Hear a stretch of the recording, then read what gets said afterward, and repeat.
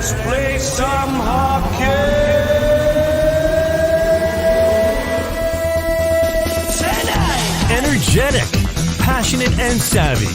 Gooch Live. Brought to you by the good people at the Hockey News and Sports Illustrated. And now, ladies and gentlemen, the Gooch. Welcome to another episode of Gouche Live, brought to you by those good people at the Hockey News and, of course, Sports Illustrated. I'm Kerry Goulet, your host, better known as the Gooch. And you know what? I have got Steven Ellis from the Hockey News on. Let's bring him up. Howdy, sir.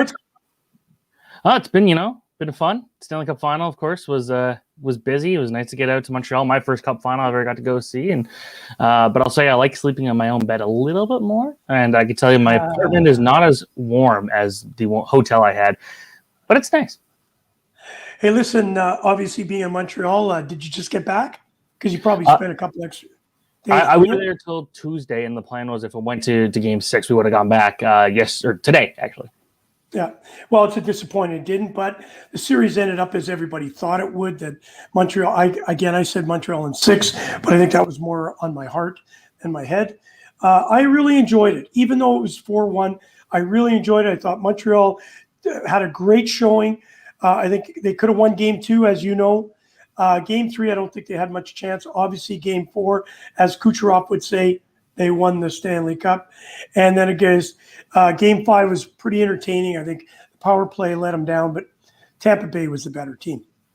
Absolutely. When you look at it, Game 2 was theirs to win, and they didn't. They ended up losing that because they essentially just they had a couple bad mistakes in their own zone. That really hurt them because Montreal was the better team in most of the statistical categories. And then you look at Game 3, and it's like, those first 2 goals killed them. Basically, they just been chasing the rest of the game, and then the 2 again in the second period really hurt them. So I thought they didn't play too bad. It was just their goaltender, like in Carey Price, that usually was the one saving them, was not saving them when it mattered there. So in the end, again, we kind of expected Tampa Bay to be the winners, unless you look at the YouTube comment section for the Hockey News videos, and apparently we're all idiots for not picking Montreal to win the Cup every year, but it is what it is. But the better team won. They've already got 25 or 24. Share the wealth. Obviously, Vasilevsky getting the Conn Smythe, I don't think anybody could disagree with that. Maybe Kucherov was in the running. What are your thoughts on the overall getting 5 shutouts in a playoff season like it was this year?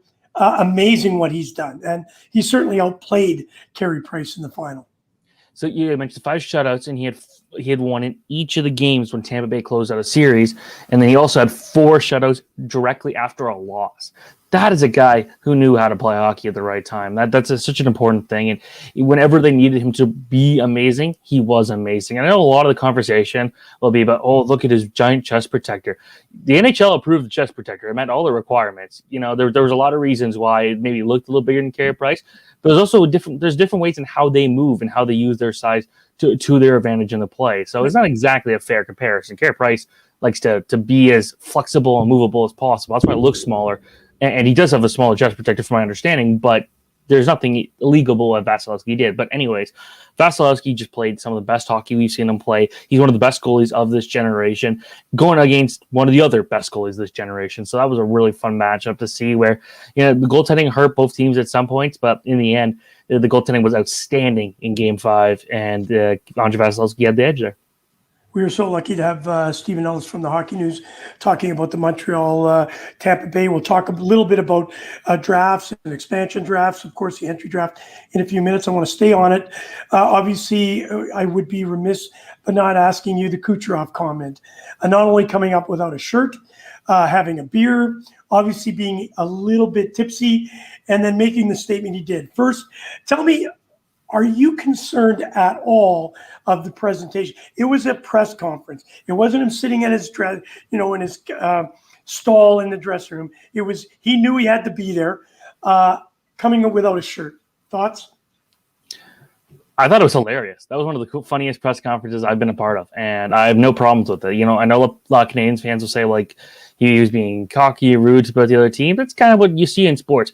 I have no problem with a player showing personality, and he was showing some personality. That was fun. We wrote an article, actually, about the best quotes that he put up, and he had in that thing. It's like, and it did really well because people found them funny. People found it interesting. So we need more of that fun in hockey. So I have no problems with it personally. And yeah, he may have taken some unnecessary shots at the Canadiens, but you know what? He just won the Stanley Cup. I don't think he cares.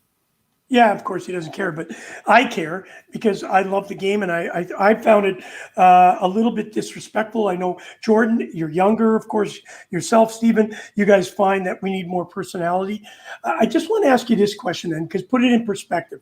If that was Sidney Crosby doing that, or Connor McDavid, do you think they'd get away with it without being chastised by one of the sponsors? And now I'm told that Bud Light has actually sponsored Kucherov for that, which I find absolutely appalling in the sense of this. You've got young kids, you've got young families watching this and watching a guy, yes, he won the Stanley Cup. There's a time and place for everything. The PR department should be saying, hey, listen, if you're going to go up there, at least wear a shirt, number one. Taking the beer, I got no problems with that. But going up there without a shirt, and then, of course, not only making mention of the Montreal Canadiens, I get it. You want a little bit of personality. And, of course, him mentioning that, Vasilevsky should have won the Vezina also. Fleury, certainly. He didn't even use Fleury's name. I just find it a little off center. That's my I disagree. opinion. I think it's been kind of I think it's been completely overblown on a lot of the cases. It's like, it's not like this was part of the main hockey broadcast. Like, this was something where, like, it was a Zoom call that, like, was online, and it's like you really, really had to be paying attention. And I don't think a lot of young kids are staying up till 12:30 to watch the press conferences, to be honest. So I think it was kind of not as big. And again, the people who know that will look at that new beer sponsorship. First off, it's hard calling Bud Light beer, but looking at a sponsorship like that, the people who will know about it are the diehards who are following every moment of it.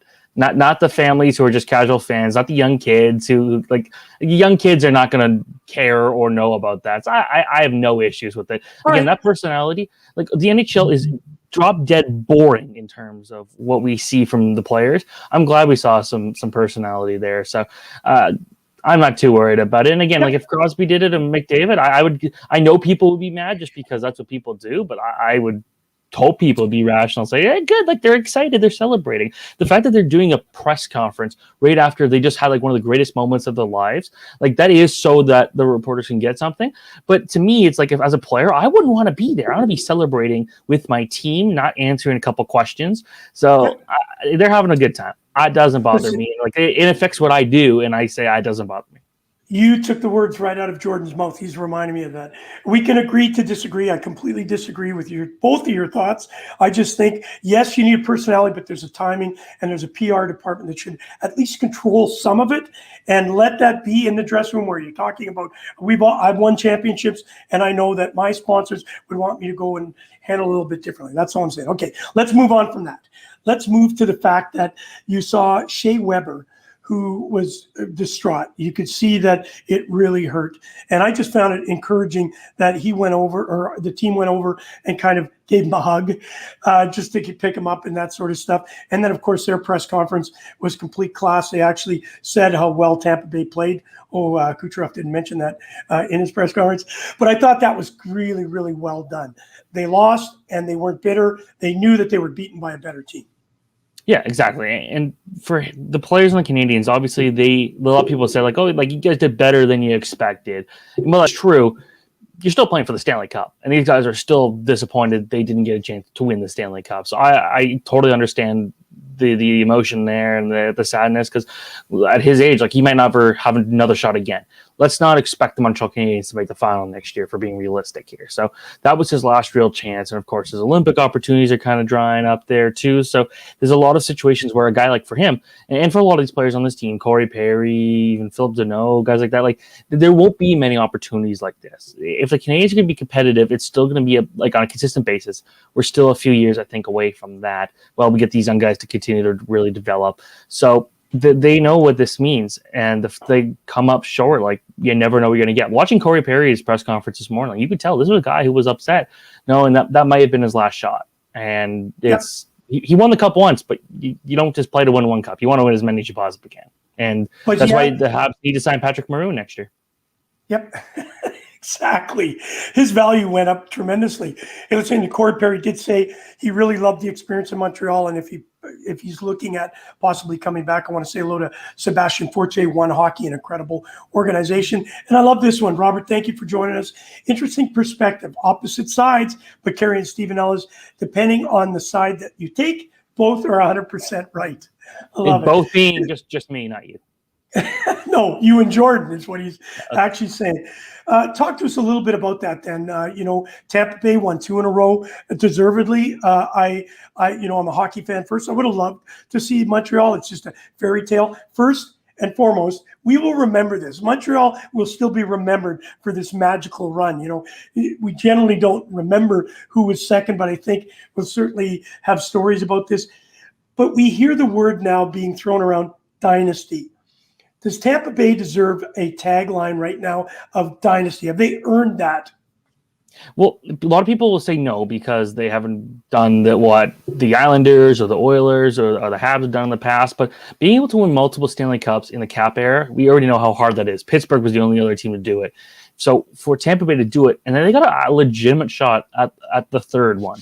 Like, they're going to have to be losing some players, but we still know that they're going to have likely Steven Stamkos, they're still going to have Victor Hedman, they're still going to have Kucherov, they're still going to have Braden Point, they're still going to have Vasilevsky. That's an incredible core to build around. And they might be losing some middle six goal scoring options, but they got the guys to fill it up. So I think at this point, yes, given the context of the time, and also it's like there was a story that the AP put out today talking about these last 2 cups may have been 2 of the hardest to ever win, and a lot of people will be pointing out and say, "Oh, look, they were over the salary cap this year." Ha ha ha. Well, breaking news: most teams go over the salary cap during the playoffs. Tampa Bay just took advantage of an NHL rule.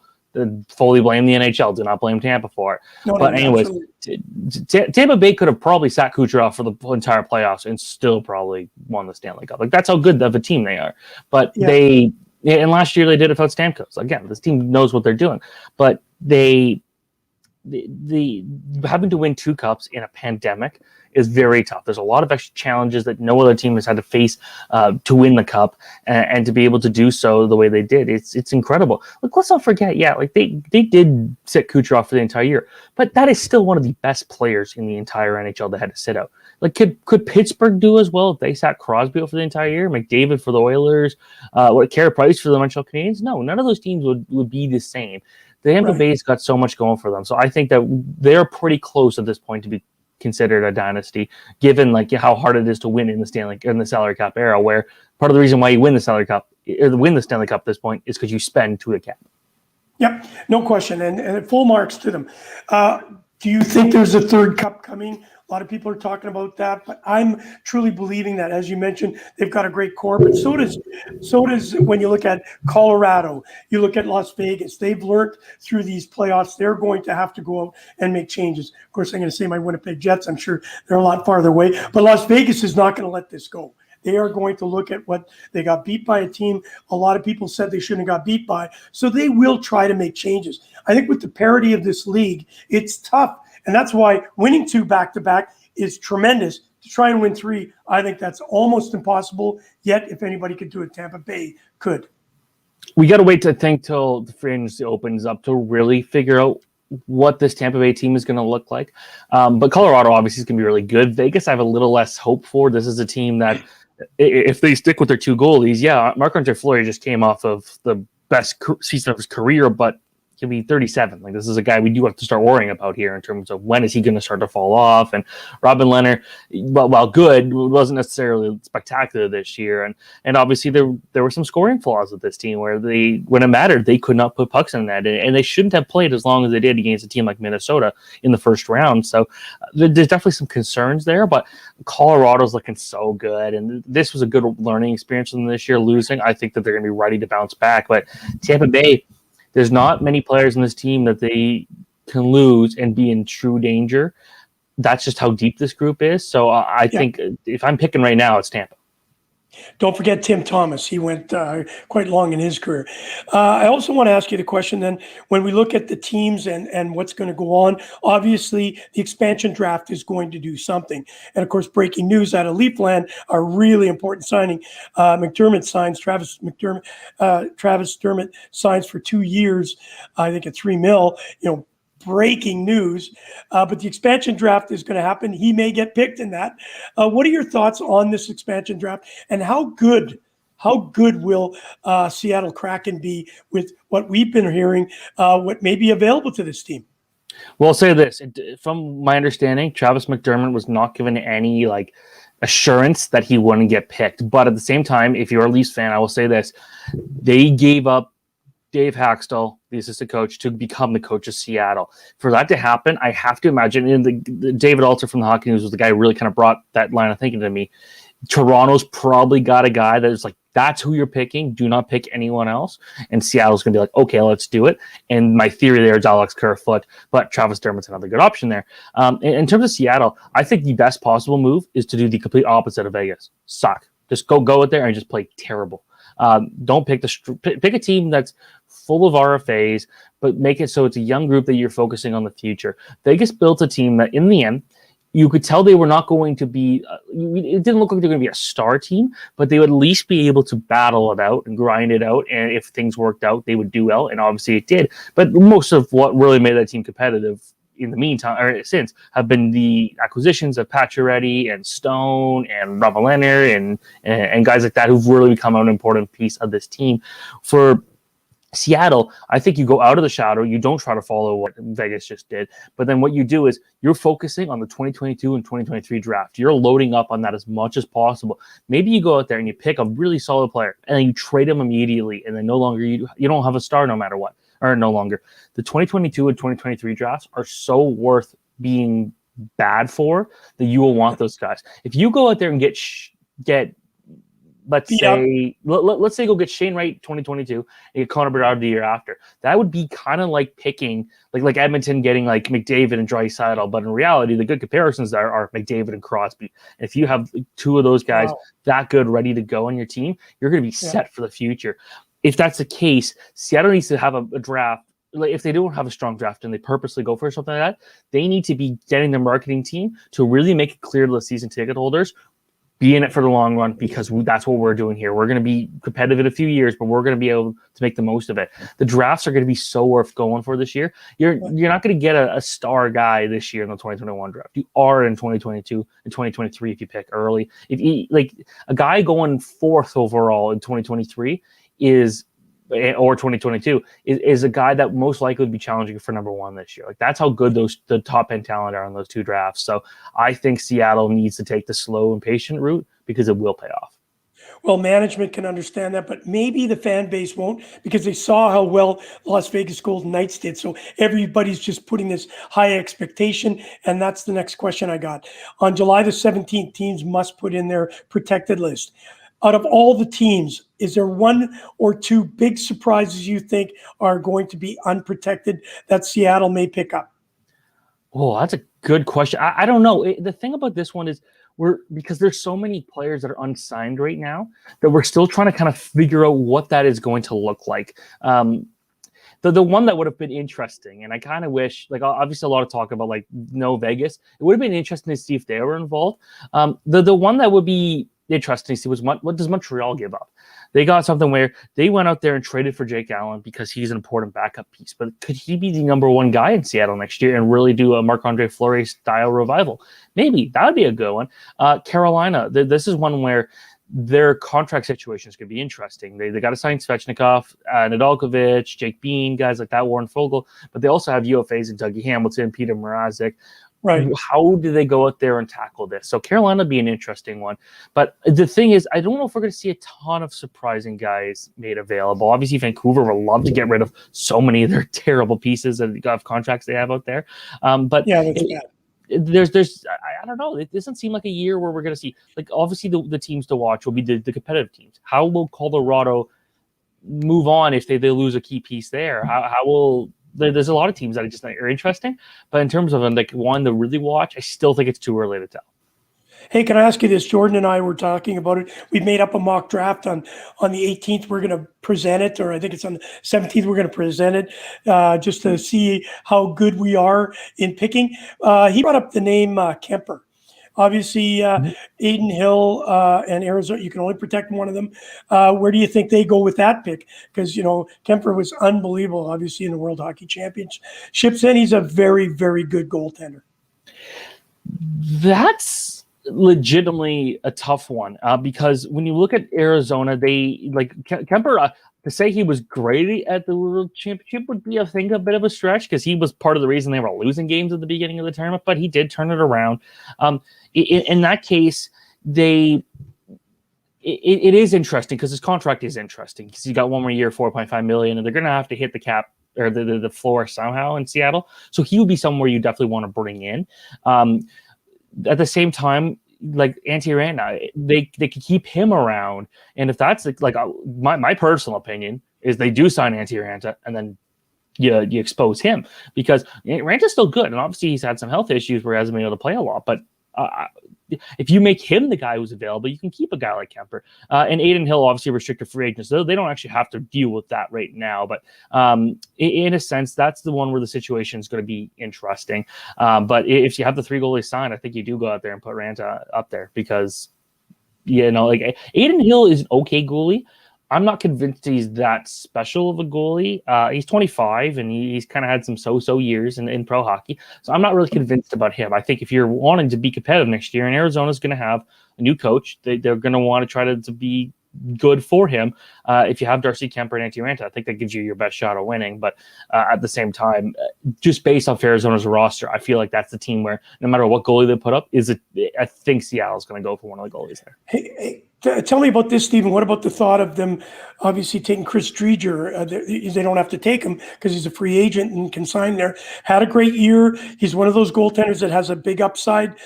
Putting him in there, if not a starter, certainly a very good 1B goaltender. And then they don't have to worry about goaltenders because you only get to pick one. How many goaltenders do they get to pick throughout the expansion draft? They get to pick a minimum of 3. Okay. So that is my understanding, but a lot of times it is. It's 3. Yeah, right. Yeah, but what we saw in the last time, it didn't really seem to matter who they picked. That was not really they picked Fleury, but then Picard was gone. So this is one where I think if you're going to pick a goalie, you're going to want to go get someone in the offseason. And maybe that's the team that goes really hard after Freddie Anderson. If the Leafs don't sign him right away, and there's been rumors of him signing a 1-year deal, $5 million, maybe he's got to go for less than $5 million, in my opinion, at this point, because he's not looking so good. But that's someone where I think if you get Freddie Anderson on Seattle, you're giving him you're the number one guy. There's the pressure's off in a way because you're not playing in Toronto anymore. You got different pressure on a team that might not be that good.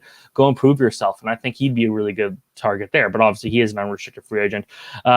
So I think for them, they're going to want to make sure they get a guy who's the clear number one and that could be that for a few years, even if it's a short-term thing. Let's say Tuukka Rask wanted to go somewhere else. I would say Rask could be a perfect guy.